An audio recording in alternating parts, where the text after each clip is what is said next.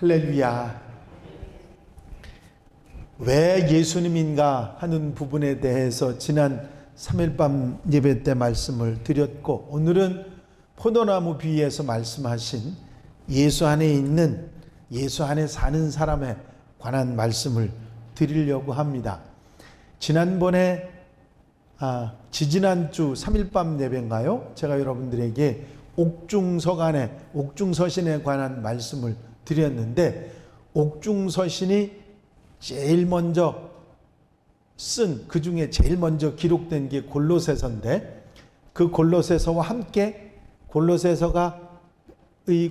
가는 두 사람이 에베소를 지나가기 때문에 바로 에베소서도 써서 같이 빌레몬서까지 같이 두 사람한테 에바브라하고 디도의 누구죠?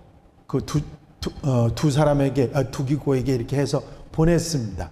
그렇게 보내는 가운데 그 내용들이 다르지 않고 골로새서하고 에베소서는 비슷할 수밖에 없거든요. 그래서 쌍둥이 서신이라고 말한다고 말씀을 드렸는데, 이 두 책에서 아주 두드러진 특징 중에 가장 많이 나오는 단어가 뭐냐면 예수 안에서입니다. 예수 안에 있으라고 하는 말, 그게 얼마나 귀한 건지에 관한 얘기들이 계속 반복해서 나오고 있는 것이 특징입니다. 그 예수 안에 있는 그 삶에 대해서 바울이 그렇게 강조하는데, 그 바울이 뿌리가 된, 그 예수 안에 있어야 된다고 하는 그 뿌리가 된 말씀이 어디냐면 오늘 읽으신 요한복음 15장입니다. 당신께서 직접 제자들에게 너희가 내 안에 있어야 한다. 그 주님 직접 말씀하신 것이고, 그 이야기를 들은 바울이 똑같이 에베소 성도들하고 골로새 성도들에게 너희가 예수 안에 있어야 한다, 그 얘기를 계속 했던 것이죠. 주님께서 주님하고 제자들, 주님하고 하나님의 백성들과의 관계를 포도나무와 포도나무 가지를 통해서 포도 열매를 맺는 것을 비유로 하신 말씀이지요. 예수님은 참 포도나무고 우리는 가지이며, 하나님은 그 포도원을 관리하며 다스리는 농부라고 하는 것이 본문 주님께서 말씀하신 내용의 설정입니다. 그리고 강조하고 계신 말씀은 열매 맺기를 원한다면 주 안에, 예수님 안에 있어야 한다 하는 말씀입니다. 여기서 열매라고 하는 것은 상징한 의미가 여러 가지 많이 있기 때문에 우리가 우리의 삶 속에서 어떤 결실을 얻기 원한다고 하면 그 결실을 위해서 예수님께 붙어 있어야 되고 예수 안에 있어야 된다는 것을 이 포도나무를 통해서 비유로 말씀해 주신 것이죠. 여러분, 우리가 인생을 살아가면서 열매 맺는 사람들이 있는가 하면 열매 없는 사람들도 있는 것이거든요. 우리가 과실, 그 열매가 있는 나무를 심는 이유는 그 나무가 자라서 열매를 맺기 바라기 때문이지요. 만약에 과수를 심었는데 자라기만 하고 열매가 열지 않는다고 하면 그 나무를 심은 이유가 없어지는 거거든요. 아마 잘라버릴 거예요. 이건 열매가 없으니까 하고 잘라버릴 것입니다. 여기에는요, 포도나무에 대한 이야기가 나오는데, 여러분들 포도나무가 튼튼합니까? 튼튼하지 못합니까? 포도나무는 나무들 중에 튼튼하지 못한 나무로, 그리고 사실 포도 열매만 아니면 아무 쓸모없는 나무가 포도나무입니다. 포도나무 여러분들 잘 아시잖아요. 보셨잖아요. 이 포도가요, 얼마나 볼품없는지 몰라요. 소나무 같은 거는 쭉쭉 자라는 게 그냥 얼마나 대단합니까? 또 단풍나무 같은 거는 그 야리야리한 것 같아도 크면 얼마나 이쁘고요. 그 줄기나 모습이 참 좋지. 자라면요, 단풍나무도 큰 거는 엄청 굵게 자랍니다. 그런데 포도나무는 아무리 굵어도 손으로 질 것만큼밖에 안 자랍니다. 그리고 이리 꼽을 저리 꼽을 해서 화목으로도 제대로 쓰일 수 없는 정도로 그렇게 볼품 없어요. 그런데 그 포도나무가 사람들이 애지중지하고 아끼고 살피고 가꾸고 거름주고 하는 이유가 뭐냐면 포도 열매 때문이거든. 포도 열매 때문에. 그게 소중한 거죠. 여러분, 우리가 이 땅에 하나님께서 우리를 보내셨을 때 우리가 우리 자신을 생각해 보면 별로 그렇게 별스럽게 대단한 것 같지 않고 포도나무 보듯이 보잘것없이 볼 수도 있지만 하나님께서 우리에게 이 땅에 보내셨을 때는 우리에게 기대하는 열매가 있으시다는 거죠. 그리고 그 열매가 사람들을 기쁘게 할 뿐만 아니라 하나님을 기쁘시게 하는 축복이 된다고 하는 사실이지요. 여러분, 우리는 열매 맺어야 할 사명이 있습니다. 그것이 포도나무를 심는 이유고 하나님께서 포도나무 농부가 되셔서 보살피시고 가꾸시는 이유라고 하는 거죠. 우리가 열매를 많이 맺는 그런 포도나무, 열매를 맺는 하나님의 사람들이 되어야 될 줄로 믿습니다. 자, 열매를 많이 맺게 하기 위해서 하는 몇 가지 일들을 말씀하시면서 너희가 열매를 많이 맺기 원한다면 이렇게 해야 한다, 이런 삶이 있어야 한다, 그런 것을 우리에게 가르쳐 주고 계신 것이 오늘 이 포도나무 비유의 말씀입니다. 제일 먼저 예수님께서 무슨 말씀을 하셨느냐면 포도나무 열매를 잘 맺게 하기 위해서 가지를 쳐줘서 깨끗하게 하시는 것을 말씀하셨습니다. 과실을 맺지 아니하는 가지는 아버지께서 이를 제해버리시고 과실을 맺는 가지는 더 과실을 맺게 하며 이를 깨끗하게 하시느니라. 아예 과실을 맺지 않는 가지는 잘라버리고 과실을 맺는 가지도 더 과실을 많이 맺게 하기 위해서 가지치기를 해주신다, 그런 얘기거든요. 이 이야기는 우리가 이 땅에서 하나님의 사람으로 열매를 맺어 하나님의 사람으로 살아가게 하기 위해서는 하나님께서 우리에게 열매를 맺든 맺지 않든 가지치기를 한다고 하는 사실을 분명하게 가르쳐 주시는 겁니다. 이 가지치기라고 하는 말이 굉장히 중요합니다. 여러분, 나무가 나뭇가지를 자르면 그 고통을 말은 못하지만 그런 고통을 당하고 잘리는 아픔을 겪어야 포도가 좋은 열매, 과실을 잘 맺을 수 있다고 하는 거죠. 사람으로 말하면요, 손가락을 자르고 팔을 자르는 것과 같다고 말할 수 있을 것입니다. 가을에 은행잎 떨어지면 은행나무 가로수들 보면은 은행잎 떨어지고 나면 아주 너무 잔인하게 잘라버리는 모습들을 우리가 많이 보지 않습니까? 나무들을. 어떻게 생각하면 저렇게 안 했으면 좋겠는데, 그런데 그렇게 잘라줘야, 물론 조경을 위해서도 자르지만 중요한 건 뭐냐면 가지치기를 잘 해줘야 나무가 제대로 자라는 겁니다. 너무 많이 자르면요 못 자라요. 잎이 역할을 제대로 해서 뿌리가 올라와서 잎이 펴서 역할을 하도록 만들어줘야 되는데 너무 많이 잘라버리면 그걸 또 못하거든요. 적당히 잘라야 잘 자라게 돼 있습니다. 그런데 사실 가지치기는 나무에게 있어서는 고통이고 아픔입니다. 여러분, 우리가 우리의 삶 속에서 하나님께서 가지치기를 하시는 그런 것을 경험할 때가 있습니다. 아파요. 힘들어요. 고통스러워요.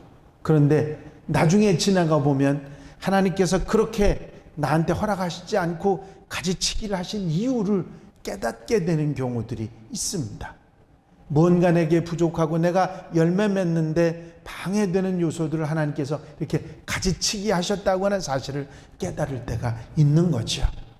여러분, 나무는 가지를 잘라줘야 잘 자라고 튼튼하게 자라고, 꽃은 순을 집어줘야 제대로 피는 것입니다. 겨울이면 보리밭에 돋아난 보리싹을 밟아주지요.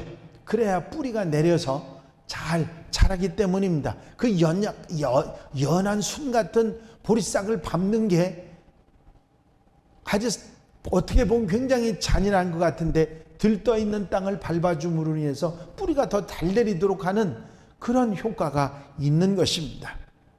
여러분, 고통이나 때로는 아픔이나 실패나 또는 좌절이나 절망이나 이 포도나무를 깨끗하게 해서 하나님의 가지치기를 통해서 열매 맺게 하기 위해서 하시는 하나님의 작업이 있다고 하는 사실을, 그것을 우리가 겪어야 된다고 하는 사실을 우리는 늘 알고, 하나님의 가지치기가 있을 때 힘들다고 하지 말고 받아들일 줄 아는 그런 하나님의 사람들이 되어야 될 줄로 믿습니다. 저도요, 많지는 않지만 집에서 뭐를 길러본 적이 있습니다. 그래서 뭐 이렇게 열매가 열리잖아요. 그러면 그 열매가 열리는 가지들을 잘라본 적이 없어요. 다 이렇게 길게 해서 뭐 이렇게 줄로 끈으로 매주어 갖고 잘 자라게 하는데, 가만히 보면 그렇게 해서 다 자라도록 해놓으면 열매가 실한 게 하나도 없어요. 그 과감하게 잘라줘야 되는데 그걸 못 해가지고 그런 경험들이 참 많이 있습니다. 그래서 그 전문가들 가끔 와서 이거 얼마만큼 잘라줘야 되느냐고 물어보면 저는 생각도 못하게 그렇게 잔인하게 자르는 모습들을 봅니다. 여러분, 프랑스가 낳은 아주 최고의 화가라고 하는 르누아르라고 하는 분이 있습니다. 근데 원래 그분은 도자기 공장의 공원이었어요. 가난한 가정에서 태어나서 제대로 미술을 공부할 수 없었고, 도자기 공장에서 일하면서 틈틈이 도자기에 그림을 그려 넣습니다. 그러다가 그 사람의 르누아르의 그림이 불란서 화단의 인정을 받아서 화가로 등단을 해서 유명한 화가가 됩니다. 그런데 그는 그 도자기 공장에서 일하면서 너무 심하게 손을 써서 신경통으로 손을 거의 사용할 수 없게 돼버립니다. 하는 수 없이 그는 붓을 팔목에 붙들어 매서 팔목으로, 손가락으로가 아니라 팔목으로 그림을 그렸습니다. 어느 날 르누아르가 이런 모습으로 그림 그리는 모습을 본 방문객이 이렇게 물었습니다. 선생님, 어떻게 그런 손으로 그런 명작을 그리실 수가 있습니까? 르누아르의 대답입니다. 그림은 손으로 그리는 게 아닙니다. 그림은 눈과 마음으로 그립니다. 교만한 붓으로 그린 그림은 생명력이 없지요. 이 고통이야말로 내게 아주 소중한 스승입니다. 그 팔목에 붓을 메고 그 고통이 이루 말할 수 없는데, 그 고통이 소중한 스승이라고 하는 그런 얘기를 했던 것입니다. 여러분, 때로는 우리가 살아가면서 정말 견딜 수 없는 고통을 당하는 경우가 있습니다. 어떤 때는 하나님 너무하시잖아요 하고 원망이 나올 만큼 힘든 그런 때도 있는 게 사실입니다. 그러나 그것이 하나님께서 우리에게 기대하시는 열매를 맺기 위해서 가지치게 하신다는 사실을 우리가 잊지 말고 받아들일 줄 아는 그런 성도들이 되어야 될 줄로 믿습니다. 르누아르가 그린 그림뿐만 아니라 예술이 모두 다 그렇고 인생이 모두 그렇고 신앙생활이 그렇습니다. 사람은 고통과 연단과 시련을 통해서 바로잡히고 그리고 올바른 삶을 살아갈 수가 있게 되는 것이죠. 그런 고통이 없으면 사람들은 금방 교만해지고 금방 잘못되고 어리석은 길로 가는 경우들이 너무 많으니까요. 사람들이 등 따스고 배부르면 하는 게 뭐지요? 그런 유명한 우리나라 속담이 있죠. 말 타면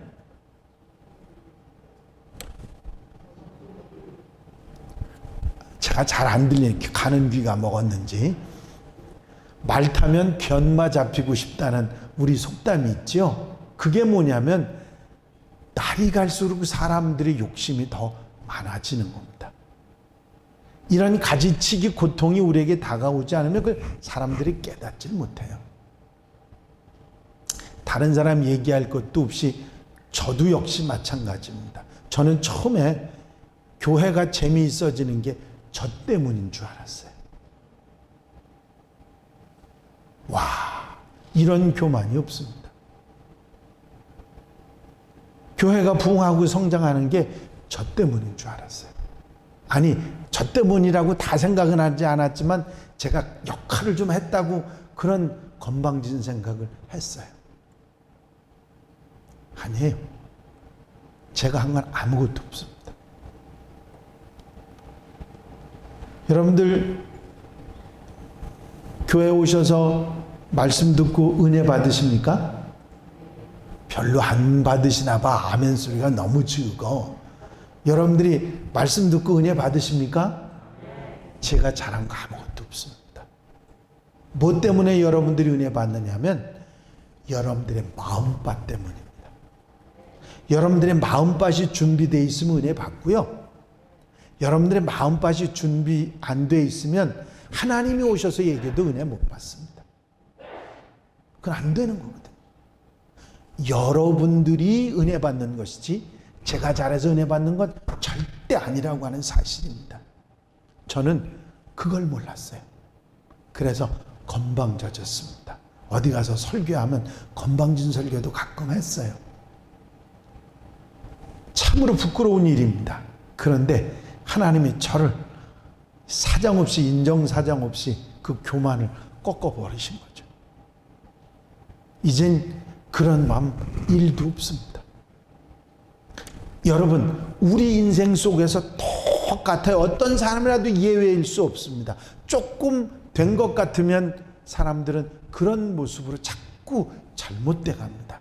그래서 우리에게 고통이 있고 아픔이 있고 가지치는 그런 힘든 부분이 우리 인생에 있는 것입니다. 그건 하나님의 사랑입니다.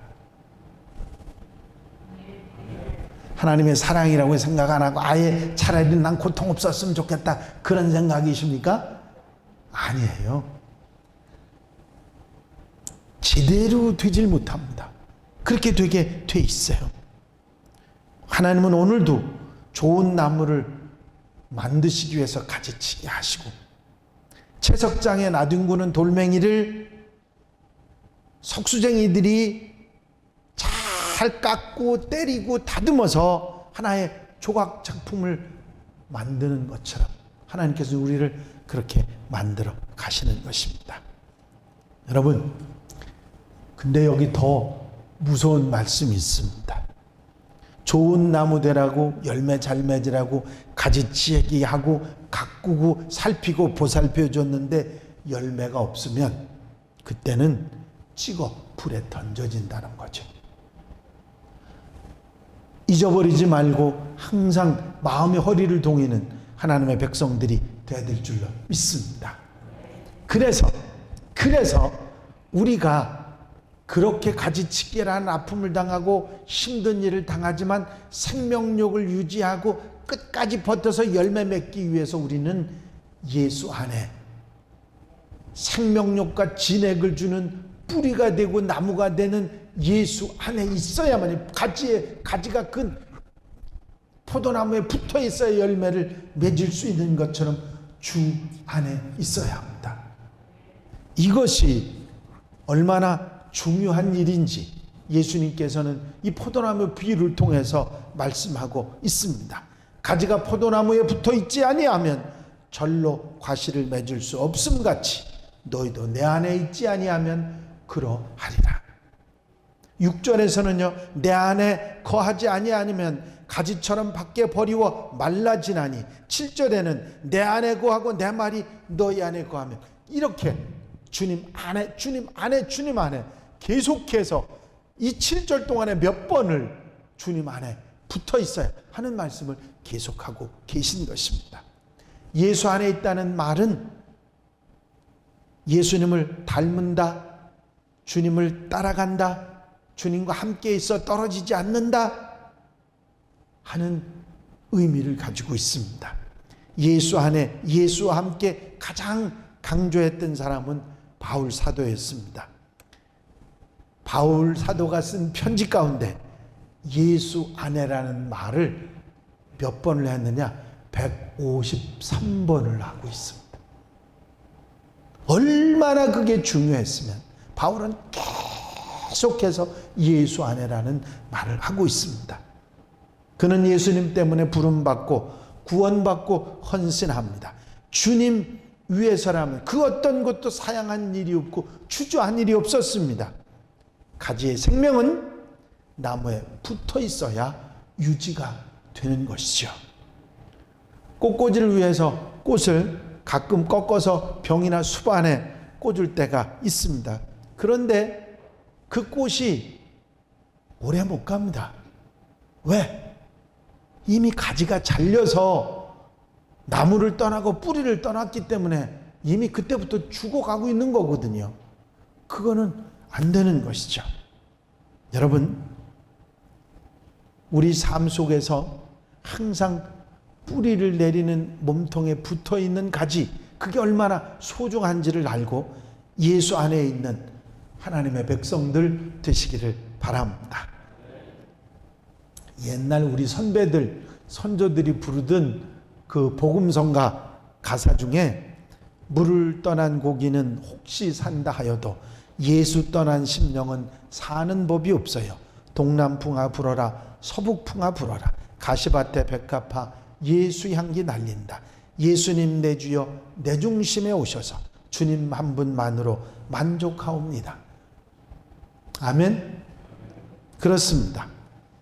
정말 예수 안에 사는 사람들이 열매 맺고 올바른 삶을 살아갈 수가 있는 것입니다.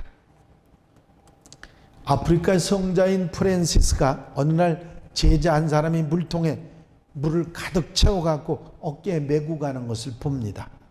물통이 흔들릴 때마다 물이 출렁거리면서 물이 넘쳤습니다. 그러자 그는 물통을 내려놓더니 나무 토막 하나를 물통에다가 탁 집어넣고서는 유유히 걸어갔는데 이상하게 물이 쏟아지지 않는 겁니다. 그래서 그 제자에게 물었습니다. 어떻게 물통이 무거울 텐데 거기다 나무 토막까지 집어넣는가? 그랬더니 그 제자가 흔들리는 물통에 나무 토막을 넣으면 물이 쏟아지거나 넘치지 않는다고 하는 것입니다. 그때 프란시스가 깨달은 게 컸다고 합니다. 내 마음이 낙심될 때, 내 영이 흔들릴 때가 있는데 그때 우리는 우리 심령 속에 예수님의 나무 십자가, 그 속에 그 흔들리는 우리의 마음 속에 집어 던지면 흔들리지 않고 내가 가야 될 때까지 가는 역사가 있을 줄로 믿습니다. 예수 외에 다른 방법이 우리에게 없습니다. 5절에서 주님 말씀하셨죠? 나를 떠나서는 너희가 아무것도 할 수 없으니라. 여러분, 두 종류의 실패가 있는데 하나는 실패 그 자체고 그것으로 끝나는 실패지요.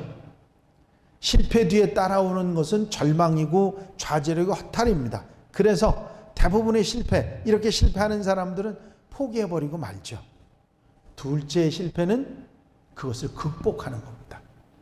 실패는 누구나 할 수 있는데 그것을 딛고 일어서는 사람이 있다는 거죠. 정상에 올라갔다가도 굴러떨어지는 사람이 있는가 하면 밑바닥에 떨어졌지만 다시 올라가는 사람도 있다는 것이죠.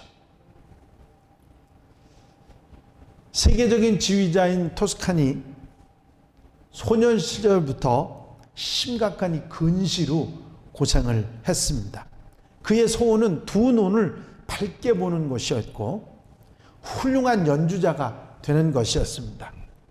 19살 때 오케스트라의 첼로 연주자가 돼서 있었습니다. 그는 근시였기 때문에 남들처럼 악보를 제대로 볼 수가 없었습니다. 그래서 늘 연습하기 전에 악보를 수십 번씩 읽고 암기를 했습니다.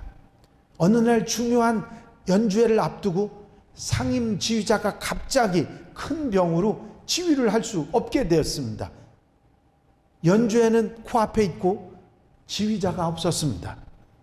그때 그 곡 전체를 암기하고 있던 토스카니니가 지휘자로 발탁이 됐고, 그것이 계기가 돼서 무명의 첼리스트가 훗날 세계적인 명지휘자로 그렇게 알려지게 되기 시작합니다. 그의 가장 그를 힘들게 했던 약점이 그를 그렇게 유명한 사람으로 만들어 냈던 것이죠. 실패하고 무릎을 꿇는 사람이 있고 실패하고도 일어서는 사람이 있습니다. 여러분, 그런데 우리가 그냥 일어서기가 그렇게 쉽습니까? 아닙니다. 누군가 붙잡아야죠. 누구죠? 나를 사랑하시는, 그리고 나를 사랑하시는 주님입니다. 주님 안에 있으면 일어납니다. 아멘. 중요한 것이죠. 그래서 예수님 안에 있으라 우리에게 말씀하시면서 우리가 주 안에 있으면 주님이 내 안에 계신다고 말씀하셨어요. 내 안에 거하라. 나도 너희 안에 거하리라. 여러분, 주님이 내 안에 거하신다는 것은 내 주인이 되셔서 지켜보시고 보호하시고 함께 하신다는 말씀입니다. 여러분, 우리의 삶 속에 이렇게 함께 하시는 주님, 안에 계시는 주님을 체험하고 사는 것은 내가 주님을 따라 주님 안에 있을 때 가능해지는 것입니다. 내가 주님 안에 있고 주님이 내 안에 있으면 걱정거리가 없어지기 시작하죠. 왜? 주님께서 그 문제를 책임져 주시기 때문입니다. 우리가 힘들 때, 어려울 때 부르는 찬송이 있죠. 주 안에 있는 나에게 단 근심 있으랴. 주 안에 있기 때문에 나는 근심이 없습니다. 십자가 밑에 나아가 내 짐을 풀었습니다. 그 두려움이 변하여 내 기도 되었고 전날의 한숨변에서 내 노래 되었네. 주님을 찬송하면서 할렐루야 할렐루야 내 앞길 멀고 험해도 나 주님만 따라가리. 그게 주 안에 있는 사람입니다. 그 주 안에 있는 사람들이 주님이 그 안에 함께 하신다고 하는 것이죠. 그래서 중요한 것은 내가 주님 안에 있느냐 주님 밖에 있느냐, 주님 곁에 있느냐 주님 따라가느냐 아니면 엉뚱한 것 따라가느냐, 굉장히 중요한 것입니다. 내가 주 안에 있으면 주님이 내 안에 계시고요. 두 번째로는 결과가 좋습니다. 열매를 맺고 구하는 것을 이루는 은혜가 있습니다. 이 사람은 열매를 많이 맺는다. 주 안에 있기 때문에 말씀하셨어요. 여러분, 우리 삶 속에서 내가 주 안에 주님 따라서 주와 함께 살아가는 삶 속에 주님이 내게 오실 뿐만 아니라 열매를 많이 맺고 정말 보람 있는 삶을 살게 하신 은혜가 뒤따라온다는 사실이죠. 여러분들 삶 속에서 언제나 어디서나 주 안에서 주님과 함께 사는 멋진 성도들이 되시기를 바랍니다. 사도 바울이 에베소서를 통해서 새 사람을 입으라고 말씀하신 그 말씀은 이제 내가 예수로 거듭나서 새 사람이 되었으니 이제 예수님을 따라가고 예수님을 닮아가고 예수님과 함께 사는 이 귀한 삶을 살아가는 것, 그것이 새 옷 입는 것이고 새 사람을 입는 것입니다. 아멘. 지난주에도 제가 말씀드렸습니다마는 실천하지 않으면 아무 소용없는 것을 우리가 잊지 말고 아멘 하면서 실천해 나가는 멋진 성도들이 되시기를 바랍니다. 공동묘지에 가면 비석들이 많이 새겨져 있고 비석들에게, 그 비석에는 그 사람의 살아간 일생에 대한 얘기가 기록되어 있습니다. 공동묘지뿐만 아니라 어떤 묘지에든지 다 있죠. 그런데 그 묘비에 어떤 내용이 여러분들이 써지기를 원하십니까? 여러분, 어떻게 살았느냐 자취를 어떻게 남길 것인가 중요하죠.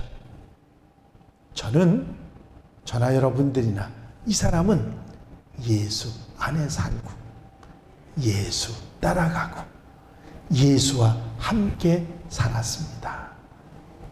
그런 멋진 인생을 살아가고 그런 묘비명이 될 수 있는 그런 하나님의 사람들, 우리 한양 가족들이 다 되시기를 주의 이름으로 축원합니다.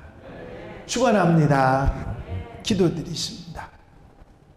사랑과 은혜가 용시 많으신 아버지 하나님, 내 안에 거하라고 말씀하시고 포도나무 가지가 포도나무에 붙어 있지 아니하면 절로 과실을 맺을 수 없을 뿐만 아니라 가지치기를 하지 않으면 많은 열매를 맺을 수 없음을 가르쳐 주셨습니다.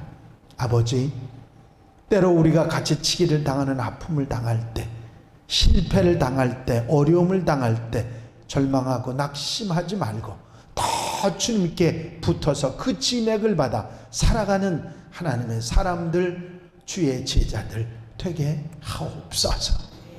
세상이 나를 미혹하고 넘어뜨리려고 해도 세상 바라보지 않고 주님 바라보고 주님 따라가며 주와 함께 살아가는 아름다운 삶 속에서 열매 맺고 정말 하나님이 기뻐하시는 모습으로 자라있도다 착하고 충성된 종아 칭찬받는 하나님의 백성들 되게 하옵소서. 이 시간도 우리의 기도를 들으시고 응답하시며 넉넉하게 채워 주실 줄로 믿사옵고 예수 그리스도의 이름으로 기도하옵나이다. 아멘.